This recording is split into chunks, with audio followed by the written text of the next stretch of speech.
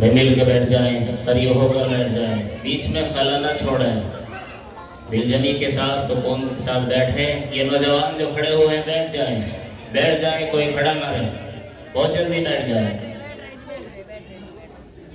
الحمدللہ الذی حمدا کثیرا طیبا مبارکا فیہ،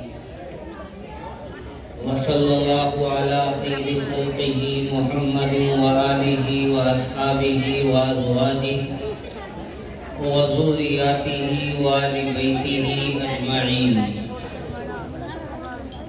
اما بعد فقد قال اللہ تبارک و تعالی فی کلامہ المجید والفرقان الحمید۔ اعوذ باللہ من الشیطان الرجیم، بسم اللہ الرحمن الرحیم۔ الف لام میم ذالک الکتاب لا ریب فیہ۔ وقال النبی صلی اللہ علیہ وسلم ان اللہ یرفع بہذا الکتاب اقواما ویضع بہ آخرین۔ صدق اللہ العظیم وصدق رسولہ النبی الکریم۔ تاریخ نے پوچھا اے لوگوں یہ دنیا کس کی دنیا ہے؟ تاریخ نے پوچھا اے لوگوں یہ دنیا کس کی دنیا ہے؟ شاہی نے کہا یہ میری ہے، اور دنیا نے یہ مان لیا۔ پھر تخت بچھے، ایوان سجے، گھڑیال بجے، دیوان لگے، تلوار چلی، خون بہے، انسان لڑے، انسان مرے، دنیا نے آخر شاہی کو پہچان لیا۔ تاریخ نے پھر پوچھا اے لوگوں یہ دنیا کس کی دنیا ہے؟ دولت نے کہا میری ہے۔ پھر بینک کھلے، بازار جمے، بیوپار بڑھے، انسان لٹے، انسان بکے، آرام اڑے، سب چیخ اٹھے، دنیا نے آخر دولت کو پہچان لیا۔ پھر تاریخ نے پوچھا اے لوگوں یہ دنیا کس کی دنیا ہے؟ محنت نے کہا یہ میری ہے۔ محنت سے مراد کم نیوز نے، محنت نے کہا یہ میری ہے، اور دنیا نے یہ مان لیا۔ پھر روح دبی، پیٹ بڑھے، افکار سڑے، کردار گرے، ایمان لٹے، اخلاق جلے، انسان نرے حیوان بنے، دنیا نے آخر محنت کو پہچان لیا۔ تاریخ نے پھر پوچھا اے لوگوں یہ دنیا کس کی دنیا ہے؟ مومن نے کہا اللہ کی۔ پھر قلب و نظر کی صبح ہوئی، ایک نور کی لیسی پھوٹ بہی، ایک خودی کی آنکھ کھلی، فطرت کی صبح گونج اٹھی، وہ دنیا نے آخر آقا کو پہچان لیا۔ حضرات کرام قدر، علماء اعظام، میرے قابل احترام سامعین کرام،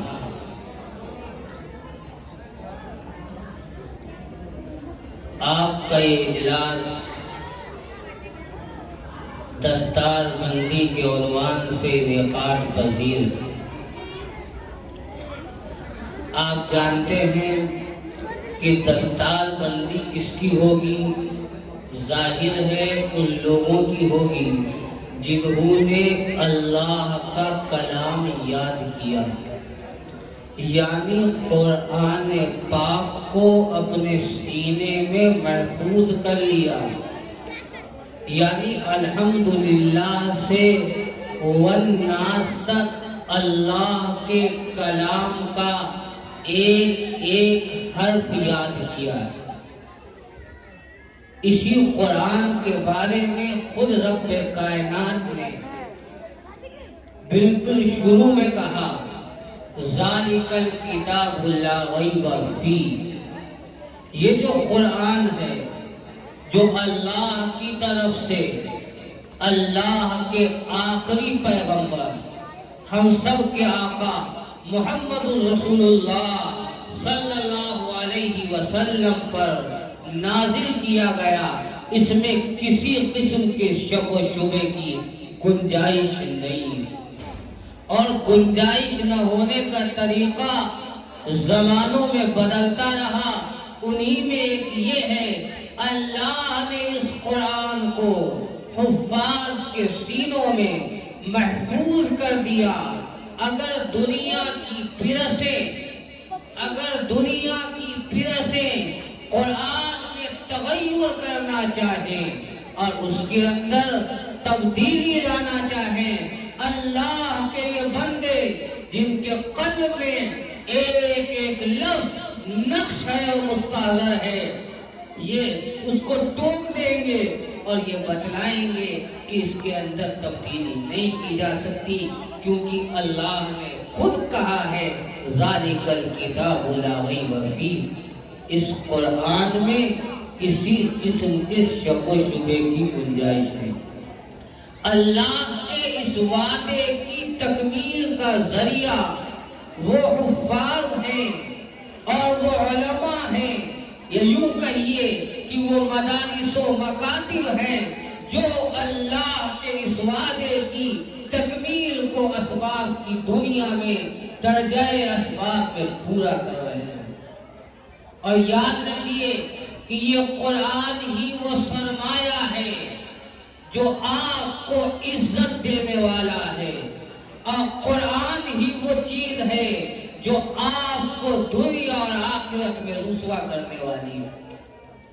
حضرت امام مسلم رحمت اللہ علیہ نے اپنی صحیح مسلم کے اندر صادق والامین محمد عربی صلی اللہ علیہ وسلم کا ارشاد مبارک نقل کیا کہ آقا نے فرمایا ان اللہ یرفع بہذا الکتاب اقواما، اللہ کی سنت، اللہ کا طریقہ یہ ہے کہ اس کے ذریعے قوموں کو ترقی دیتا ہے، وَيَذَرُ بِهِ آخَرِينَ، اور اسی کے ذریعے کچھ لوگوں کو ذلیل و رسوا کر دیتا ہے۔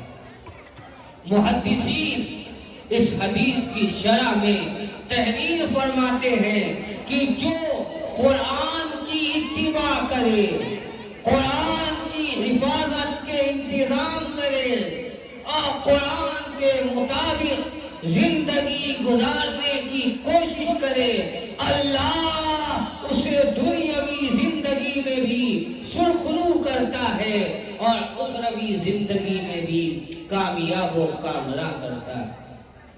اور جو اس قرآن کو پس پش ڈال دے اور قرآن کو قصہ پارینہ سمجھے اور قرآن کو مدرسے میں پڑھی جانے والی ایک کتاب سمجھے یا مردوں کے ایصال ثواب کے لیے کوئی ایک نسخہ سمجھے، ایسے لوگوں کو قرآن ذلت کی کھائی میں اتار دیتا ہے۔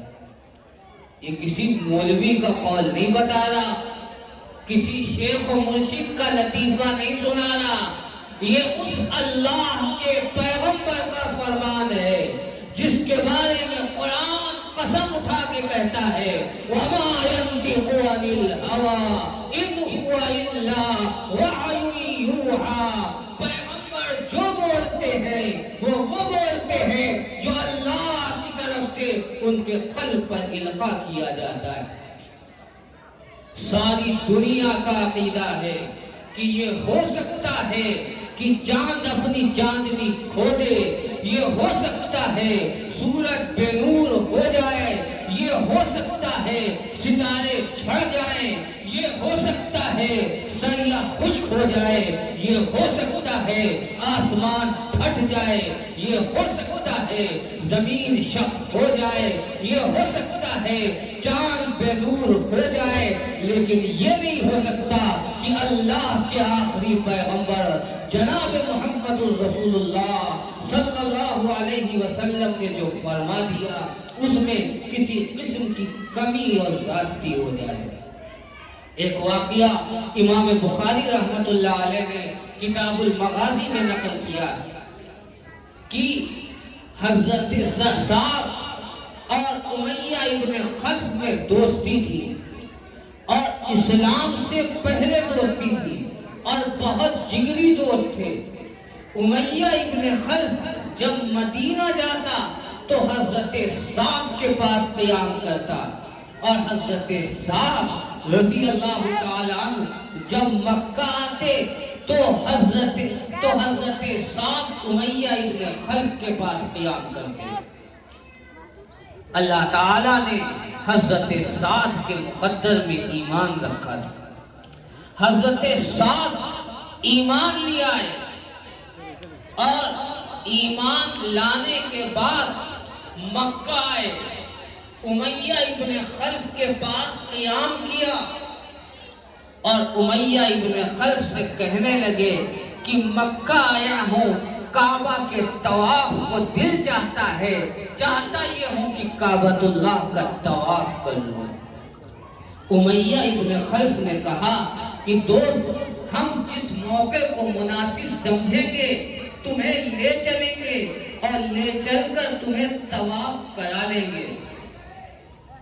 چنانچہ موقع کی مناسبت سے امیہ ابن خلف حضرت سعد کو لے کر کعبہ کے پاس پہنچے ہیں۔ حضرت سعد طواف کر رہے ہیں۔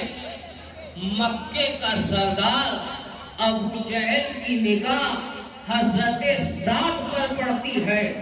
ابو جہل جھنجلا اٹھتا ہے اور کہتا ہے، اے سعد، امیہ ابن خلف کی اگر تو پناہ میں نہ ہوتا، اے سعد، امیہ ابن خلف کی اگر تو پناہ میں نہ ہوتا تو ہم تمہیں وہ مزہ چکھاتے کہ تمہیں کعبۃ اللہ کے طواف کا مزہ آ جاتا۔ لیکن اللہ کے شیروں کو روباہی نہیں آیا کرتی۔ حضرت سعد نے ابو جہل کی آنکھ میں آنکھ ڈال کر جواب دیا کہ ابو جہل، اے دشمن رسول اور دشمن خدا، کان کھول کر سن لے، اگر ابو سعد کو مکے میں کعبے کے طواف سے روکے گا تو شام کی سرزمین سے تو ایک پیسے کی تجارت نہیں کر سکے گا۔ تاریخ کی کتابیں بتاتی ہیں کہ مکے کی تجارت کا ایک حصہ شام میں چلا کرتا تھا، اسی لیے نبی پاک علیہ السلام نے بھی نبوت سے پہلے شام کے سفر کیے ہیں اور یہ مکہ والے شام میں تجارت کے لیے جایا کرتے تھے اور شام کا جو راستہ جاتا ہے وہ مدینے سے ہوتے ہوئے جاتا ہے، یعنی مکہ کا تجارت کا قافلہ جو شام جائے گا وہ مدینے کے راستے سے ہوتے ہوئے جائے گا۔ حضرت سعد مدینے کے سردار ہیں، انہوں نے ابو جہل کی آنکھ میں آنکھ ڈال کر کہا کہ اے ابو جہل، سن لے، اگر تو مجھے کعبے کے طواف سے روکے گا تو شام کی سرزمین سے تو ایک پیسے کی تجارت نہیں کر سکے گا۔ امیہ ابن خلف چاپلوسی کی باتیں کرنے لگا اور کہنے لگا کہ ابو جہل مکہ کا سردار ہے، یہ مکہ کا گنڈا ہے، گنڈوں سے الجھا نہیں کرتے، اوباشوں سے منہ نہیں لگا کرتے، تم اپنا کام کرو، جلدی سے طواف سے فارغ ہو، گھر چلو۔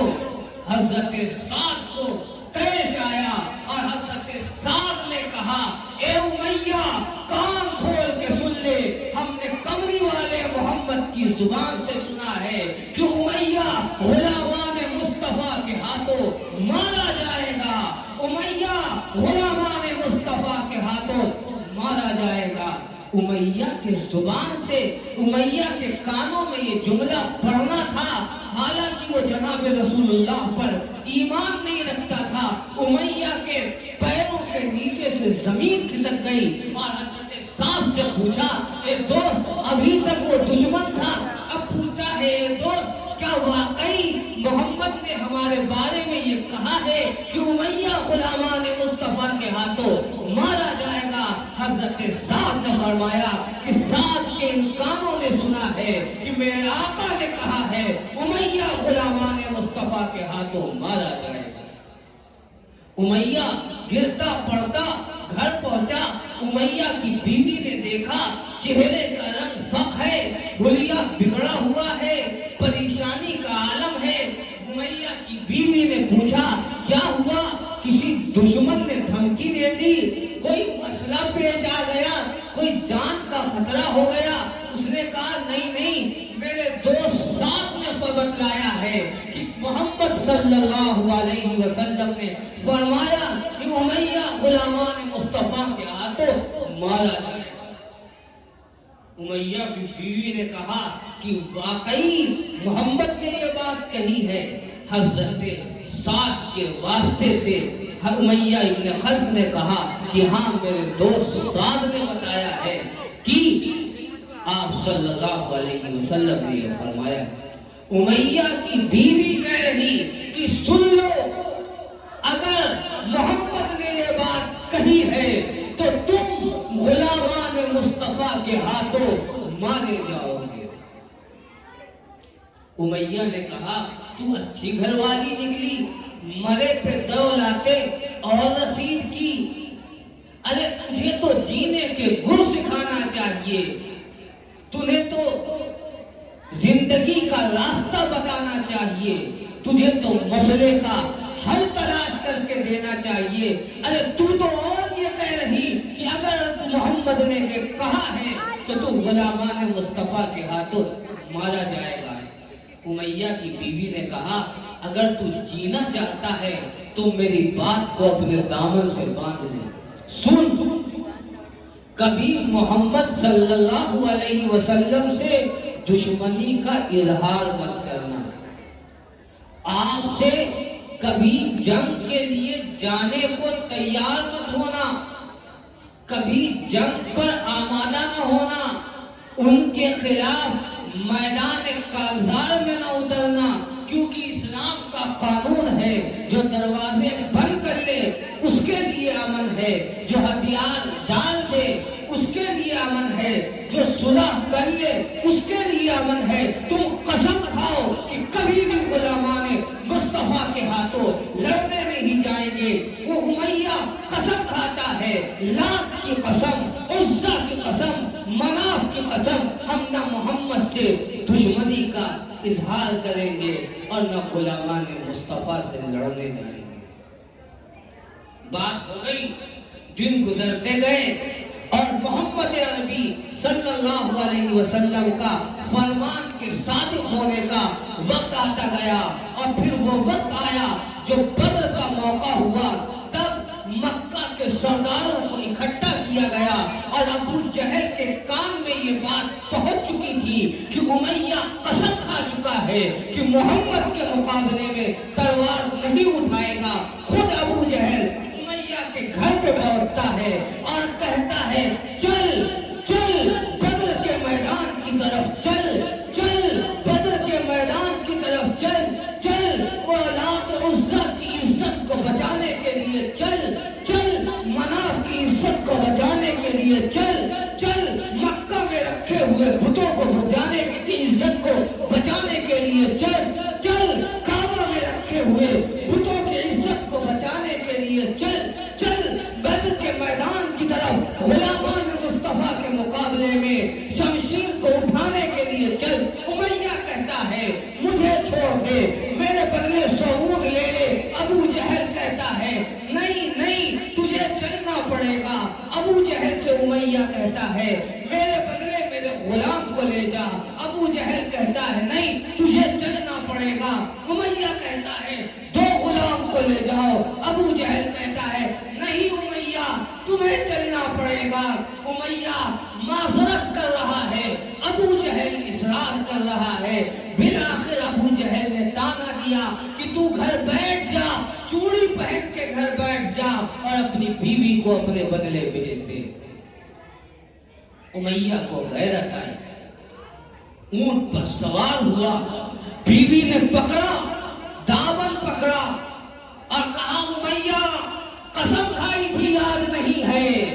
امیہ سعد نے تمہیں محمد ساتھ کہتا ہے مجھے یاد ہے قسم بھی اپنے دوست ساتھ کی بتلائی ہوئی بات بھی، لیکن مسئلہ غیرت کا ہے، جاتا ہوں ابو جہل کو چکما دے کے راستے سے بھاگ آؤں گا، لیکن کیسے بھاگ سکتا تھا جبکہ ہمارے آقا نے فرمایا تھا امیہ ابن خلف غلامان مصطفیٰ کے ہاتھوں مارا جائے گا۔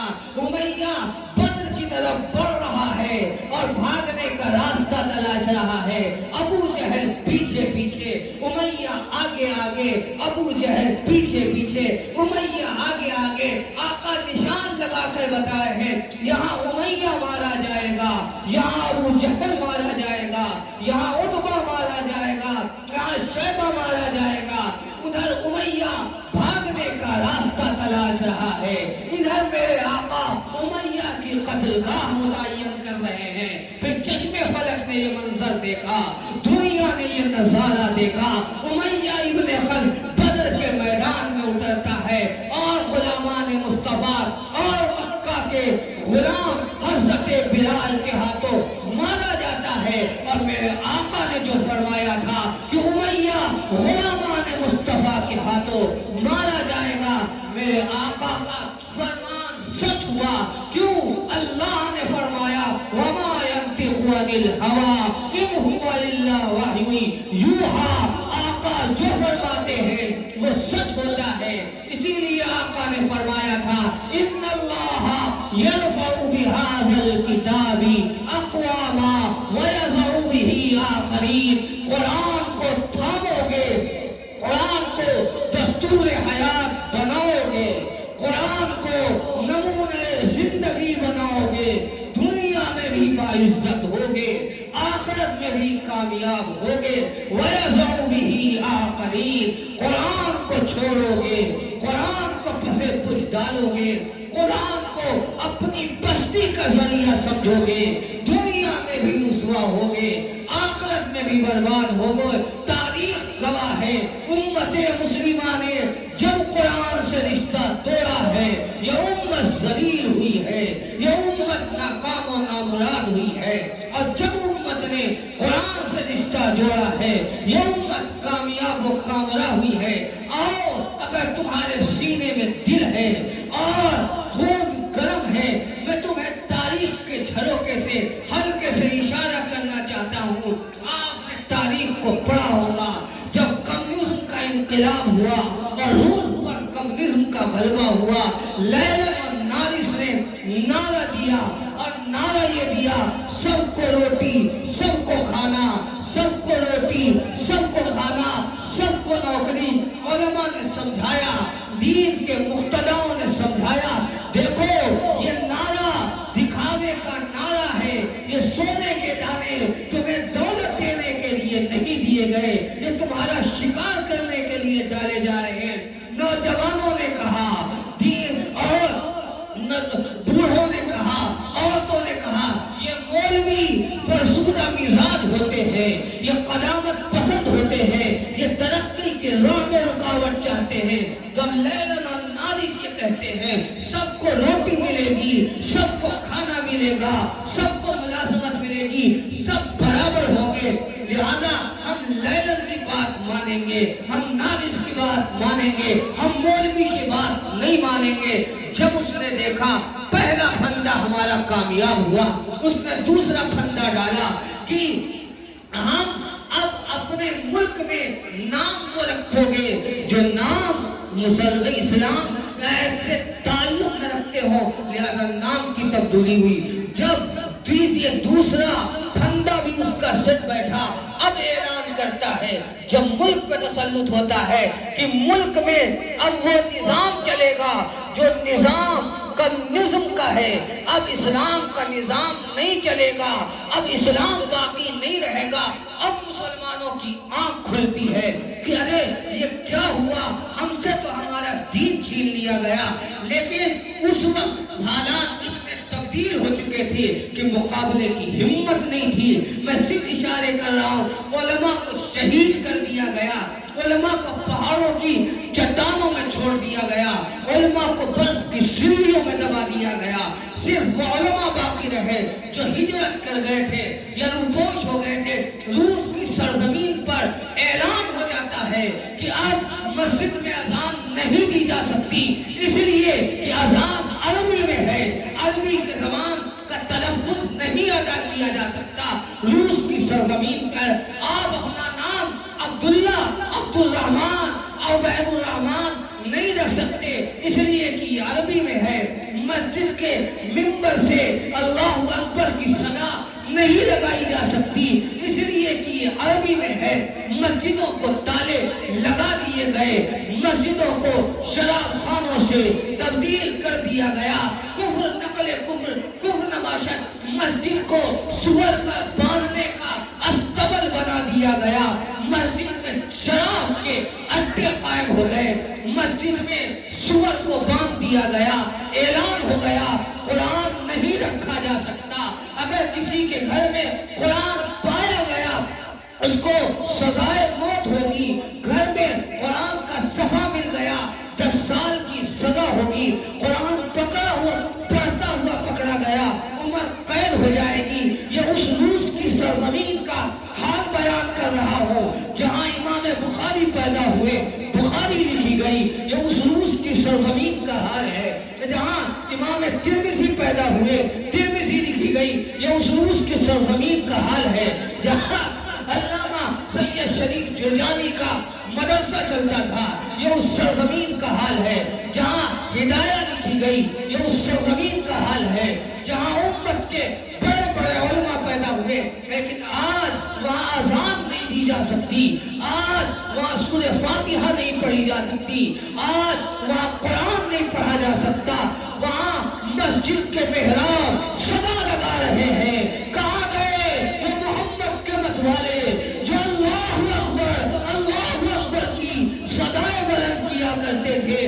ارے کہاں گئے وہ دیوانے جو مسجد کی زمین کو تہجد میں اپنے آنسوؤں سے تر کیا کرتے تھے؟ ارے کہاں گئے وہ اللہ کا نام لینے والے جو سورہ فاتحہ سے مسجد کے منبروں محراب کو بلند کیا کرتے تھے؟ ارے کہاں گئے حی علی الصلاۃ، حی علی الصلاۃ کے زمزمے گانے والے؟ آج سب ختم ہو گئے، ویران ہو گیا، سب کچھ لٹ گیا. آپ کو کیا معلوم روس کی سرزمین پر یہاں تک حالات ہوئے کہ لوگ قرآن کو دیکھنے میں ترس گئے. ایک عربی رسالے میں اس وقت کا حالات کا تذکرہ کرتے ہوئے 2 نوجوانوں کا مضمون چھپا تھا 1991 میں. بڑا عجیب و غریب مضمون تھا.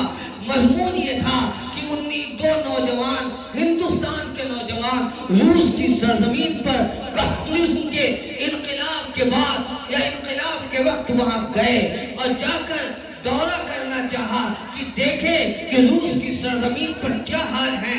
انہوں نے دیکھا ایک بوڑھی عورت دروازے پہ کھڑی ہے. اس نے ان نوجوانوں کو داڑھی اور ٹوپی میں دیکھا، اشارے سے بلایا. دونوں نوجوان اس عورت کے پاس پہنچے. عورت بوڑھی تھی. اس نے کہا میرے بیٹے میں چاہتی ہوں کہ تم مجھے اپنی ماں کہہ لو. میں تڑپ رہی ہوں اور بلک رہی ہوں اس بات پر کہ تم مجھے اپنی ماں کہہ لو. ان بیٹے نوجوانوں نے کہا ماں ہم آپ کو اپنی ماں کہتے ہیں. اس عورت نے کہا جب تم نے اس بات کا اعتراف کر لیا کہ میں تمہاری ماں ہوں تو اسلام کا حکم یہ ہے کہ ماں کی بات ماننی چاہیے. ہم تمہیں یہ حکم دیتے ہیں کہ تم جب ہندوستان کی سرزمین سے دوبارہ آنا تو قرآن لے کر آنا تاکہ ہم قرآن کو دیکھ سکیں کہ قرآن کا سائز کیا ہے، قرآن کی جسامت کتنی ہے، وہ کتنا موٹا ہے، وہ کیسا ہے. آج ہم اس عمر کو پہنچ گئے، موت کے قریب ہو گئے، میرے پیر قبر میں لٹک رہے، نہ معلوم کب تک اللہ کی طرف سے بلاوا آ جائے. ہم اسے پڑھ نہیں سکتے، سمجھ نہیں سکتے. ہم روس کی سرزمین پر رہ کر قرآن کو دیکھ سکتے تھے. اے اللہ تم میرے بیٹو یہ کام کرنا، تجھ سے وعدہ کرو کہ ہم اللہ کی کتاب قرآن کو لا کر آپ کو دکھائیں گے. وہ دونوں نوجوان ہندوستان واپس آئے، قرآن لیا، اس بوڑھی ماں کے پاس پہنچے، اس ماں کو قرآن دیا. اس کی آنکھوں سے آنسو جاری ہو گئے. اس نے قرآن کو ہاتھ سے لیا، ہونٹوں سے چوما، آنکھوں سے لگایا، سر پر رکھا اور بارے الہ میں ہاتھ اٹھا کر کہا، اے اللہ روس کی سرزمین پر رہتے ہوئے، اے اللہ روس کی سرزمین پر رہتے ہوئے نہ تو تیرا کلام پڑھ سکتی تھی، نہ تیرا کلام سمجھ سکتی تھی، اے اللہ دیکھ سکتی تھی، میں نے تیرا کلام دیکھ لیا ہے، تو مجھے معاف کر دیجئے۔ یہ حال روس کی سرزمین پر ہوا، کب ہوا؟ جب وہاں کے نوجوانوں نے، وہاں کے مسلمانوں نے، وہاں کے کلمہ گو لوگوں نے یہ کہا کہ قرآن ترقی نہیں دیتا ہے، ترقی کمیونزم میں ہے، ترقی انگریزیت میں ہے، ترقی مغربیت میں ہے، ترقی اس دین سے دوری میں ہے۔ تو خدا نے بھی دکھایا کہ کی محمد سے وفا تو نے تو ہم تیرے ہیں، کی محمد سے وفا تو نے تو ہم تیرے ہیں۔ یہ جہاں چیز ہے کیا، لوح و قلم تیرے ہیں۔ جب تو نے محمد سے رشتہ توڑا تو اب دنیا میں کوئی نہیں رہا۔ بالآخر تگ و دو کے بعد 1990 میں کان کھول کر سنو، 1990 میں روس کی سرزمین پر 10,000 قرآن کے نسخوں کے جانے کی اجازت ہوئی۔ پورے 70 سال پابندی رہی۔ 1920 میں روس کی سرزمین پر قرآن پر پابندی لگی۔ 1990 میں 10,000 نسخے جانے کی اجازت ہوئی۔ 70 سال روس کی سرزمین پر ایسے گزرے جہاں قرآن رکھنا جرم تھا، قرآن پڑھنا جرم تھا، قرآن دیکھنا جرم تھا، قرآن کا نام لینا جرم تھا۔ لیکن 1990 میں 10,000 قرآن کے نسخے روس کی سرزمین پر پہنچے ہیں۔ ابھی 10,000 بچوں کے ہاتھ میں پہنچے ہوں گے اور ابھی انہوں نے بسم اللہ پڑھی ہوگی اور اپنی تتلی زبان سے ابھی یہ کہا ہوگا، بسم اللہ الرحمن الرحیم الحمدللہ رب العالمین الرحمن الرحیم۔ اللہ کی صفت رحمیت کو جوش آیا اور اللہ نے کہا کہ تم نے قرآن کو چھوڑا تھا، تم ذلیل ہوئے تھے، آج جب تم نے پھر قرآن کو تھاما ہے اور میرے رحیم اور رحمان ہونے کا اقرار کیا ہے، تو آؤ ہم صفت رحمت کا مظاہرہ کرتے ہیں۔ دنیا نے دیکھا 1991 میں روس ٹوٹ کر بکھر گیا ہے اور روس کی 6 ریاستیں اللہ نے پھر مسلمانوں کے قدموں میں ڈال کر یہ بتا دیا ہے، ان اللہ یرفع بہذا الکتاب اقواما ویضع بہ آخرین۔ یہ قرآن ہی تمہیں ترقی دینے والا ہے اور قرآن کو چھوڑو گے یہ تمہیں تنزلی دے گا، دنیا میں بھی برباد کرے گا، آخرت میں بھی رسوا کرے گا۔ مسلمانوں قرآن کو جان و جگر سے جانو چپکا لو، اپنی زندگی کا دستور بنا لو۔ قرآن کو چھوڑ کر نہ آپ آج عزت پا سکتے ہیں، نہ ماضی میں عزت پائی ہے، نہ مستقبل میں آپ عزت پائیں گے۔ چھوڑو دنیا کو، اس ملک کے اندر بھی یہی چاہا گیا تھا۔ 1947 تو دور کی بات ہے، 1857 ہی میں اس ملک سے مسلمانوں کا نام و نشان مٹا دیا گیا ہوتا۔ قرآن کو مٹانے کی کوشش 1857 میں اسی ہندوستان کی سرزمین پر بھی ہوئی تھی اور جان لیا تھا دشمن نے کہ جب تک مسلمان کا رشتہ قرآن سے قائم ہے تب تک مسلمان کو ہندوستان کی سرزمین سے نہیں بٹھایا جا سکتا۔ 1857 میں یہ طے ہوا تھا کہ قرآن کو ختم کر دو، ہندوستان کی سرزمین پر مسلمان کو مٹا لو گے، اللہ رحمتیں نازل کرے اکابر دارالعلوم پر، بقاسم العلوم والخیرات حضرت مولانا قاسم نانوتوی پر، فقیہ النصر حضرت گوہی پر، حاجی عابد حسین، حضرت مولانا ذوالفقار اور جو دیگر بانیان دارالعلوم ہیں، وہ سر جوڑ کر بیٹھے اور انہوں نے کہا اگر یہی صورتحال رہی اور ملک سے قرآن کے مٹانے کو ایک منظم طریقے پر شکار کیا گیا اور ہمارے بچوں کو عیسائی اسکولوں میں داخل کر کے مرتد بنایا گیا تو ان کے والدین تو انگریز کی دشمنی میں علم جہاد بلند کرتے ہوئے جان شہادت نوش کر گئے۔ آج ان کی نسلیں ایمان سے دور ہو جائیں گی۔ چنانچہ اس کے پورے 10 سال کے بعد دیوبند کی زمین پر ایک درخت کے نیچے ایک استاد اور ایک شاگرد نے بیٹھ کر الحمدللہ رب العالمین قرآن کی بنیاد ڈالی ہے. پھر دنیا نے دیکھا کہ چراغ سے چراغ جلتے چلے گئے، مدرسے سے مدرسے قائم ہوتے چلے گئے، اور کہا تھا کسی نے کہ میرے بانی کی وصیت ہے اس کے لیے، میرے بانی کی وصیت ہے اس کے لیے کہ جب کوئی سرمایہ بھروسے کا زرہ ہو جائے گا تو یوں سمجھ لینا کہ یہ توکل کا جلاؤ بے نور و ضیاء ہو جائے گا. ایسے ہی بے سر و سامانی کے عالم میں مدارس پر مدارس قائم ہوتے گئے، اور پھر دنیا نے دیکھا کہ ملک کے چپے چپے میں مدرسے قائم ہوئے، اور آج اس ملک کے گوشے گوشے میں مدارس و مکاتب کا جال اس طرح پھیلا ہے، اور حفاظ کی وہ تعداد اور حافظین قرآن کی وہ تعداد دنیا کو ان مدارس نے دی ہے کہ رمضان میں مسجدیں کم پڑ جاتی ہیں اور حفاظ بڑھ جاتے ہیں. یہ دین ہے انہی مدارس اسلامیہ کی، انہی مکاتب دینیہ کی. ورنہ آپ جا کر دیکھیں جہاں مدارس نہیں ہیں وہاں پورے رمضان میں ایک حافظ قرآن سنانے والا نہیں ملتا. اس لیے قرآن سے اپنے تعلق کو مضبوط کرو، قرآن کی طرف وابستہ ہو، اپنے بچوں کو حافظ قرآن بناؤ.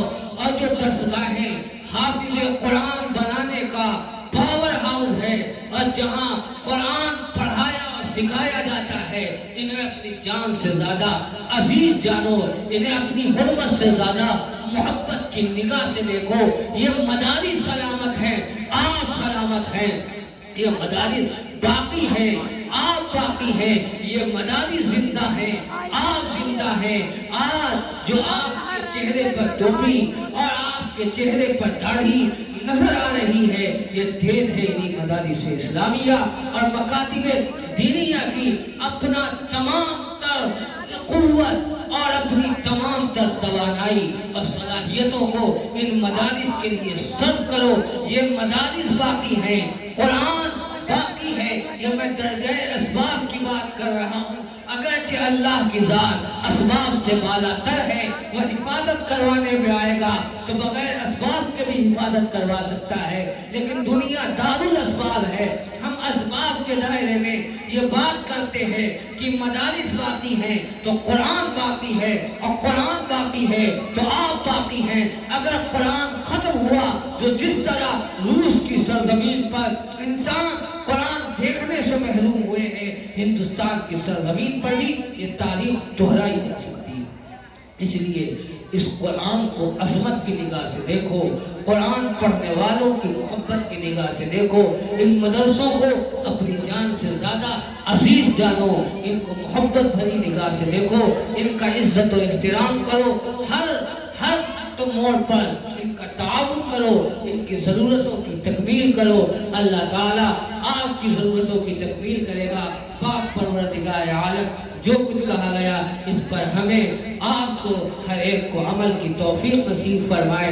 اللہ تعالیٰ قرآن سے ہمیں سچا تعلق، سچی لگن، سچی دوستی عطا فرمائے. اور طے کرو کہ اپنے گھر میں ہمیں حافظ قرآن ضرور بنانا ہے تاکہ قرآن ہمارے گھروں سے زندہ ہو، ہمارے گھروں میں بھی قرآن کی صدا لگے.